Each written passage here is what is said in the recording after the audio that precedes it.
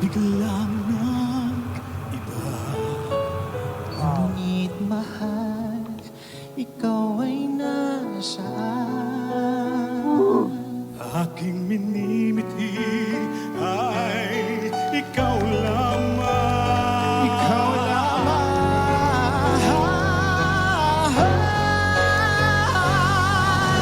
Ikaw ang aking pangarap.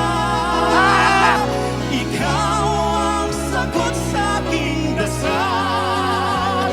Puso ko ba'y iaalay? Pagkat minamahal kitang tunay.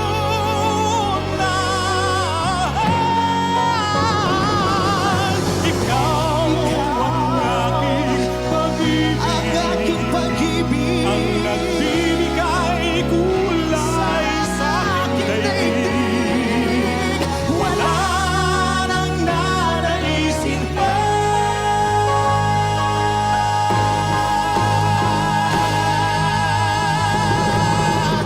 Pang-kompetisyon. Hindi ako makahinga. Pagkailanman ay kasama ka. Oh, may emotion pa oh. May puso pa. Ikaw ang pangarap.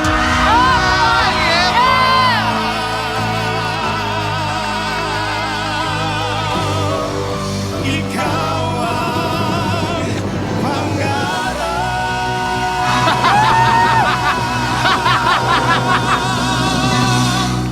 Oh my God! Oh wow! Dalawa lang kayo! Oh my God! Dalawa lang sila? Dalawa lang ba sila? Hello po, coach. Mga coach, yes, hello. Grabe. Magandang araw po. Magandang araw rin. Ako po si Stel. Gusto kong makita kung sino talaga yung nasa likod ng upuan na to. Kaya pinindot ko. Ayaw kong pakawalan eh. Hindi na Grabe. Congrats guys, congrats. Wait. Nalilito ako. Gusto ko makipag-usap ng malapitan. Okay lang po ba? Tabihan ko po kayo. Kayo po ba si Edu Manzano? Hello po, magandang araw po. ano pong pangalan? Ako po si Mark. So, I guess mag-ama po. Yes po. Palakpakan naman po natin sila. Magkaibigan ba sila? Mag-ama. Ah, talaga? Mag-ama po. Bakit Coach Chito? Hindi, kasi kala ko magkuya lang sila. Kala ko si Tito Edu Tito Edu tsaka si Lucky. Siguro nag-start ako mga 12 na. Sumasali sa mga contest, laging talo. So yun naman ang papel. Alam mo naman ang music, di ba? Nakakalibang eh. So siguro kapag may mga pagkakataon na stress, siyempre pag nagbibinata, in love ka, dadaanin mo sa kanta. So yun parang naging motivation ko noong mga panahon ng high school ako. Masarap kumanta eh. Sa ngayon, may mga estudyante ako, nagtuturo din ako sa bahay, sa studio ko. At the same time, rumaraket din sa events, yun, mga gigs. Bata pa ako, nakakita ko na kumakanta siya. Eh, wala naman akong kapatid. Sige, kanta na lang din ang gagawin ko. Ito na, yung parang ginawa ko na siyang parang panghanap buhay ko. At What is it about that na talagang naibigan mo siya sa pagpa-perform sa mga gigs? nakita ko sa kanya kasi yung paano siya mag-perform. And in-apply ko sa sarili ko. And then, napakasarap talaga mag-perform. Lalo pag maraming nanonood, so natutuwa sila.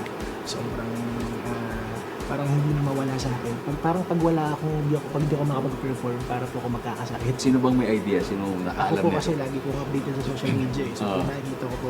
Kayo na po agad nakita ko eh, na nag-promote yung show. Yun ah. Sali tayo di, sabi ko. Hindi niya po niya alam eh.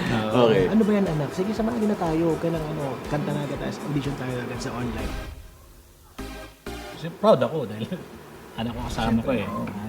Baga, maraming nga nag-o-offer sa akin na makaduo pero ayoko, ini-ignore ko. Hindi pwede. Kailangan anak ko lang. So yun, masaya ako. Iba pagka kami na yung Iba yung dating. nagkakataon na, uy, tayo na yung Mas magduduet. may ano eh. Oo. Nasabi ko lagi mo lang i-enjoy yung ginagawa mo. Kasi yun naman ang pinaka-bottom line. Ang importante nakakapagpasaya ka ng tao. Ako na yung naging breadwinner din sa bahay namin. So ginagawa ko lahat ng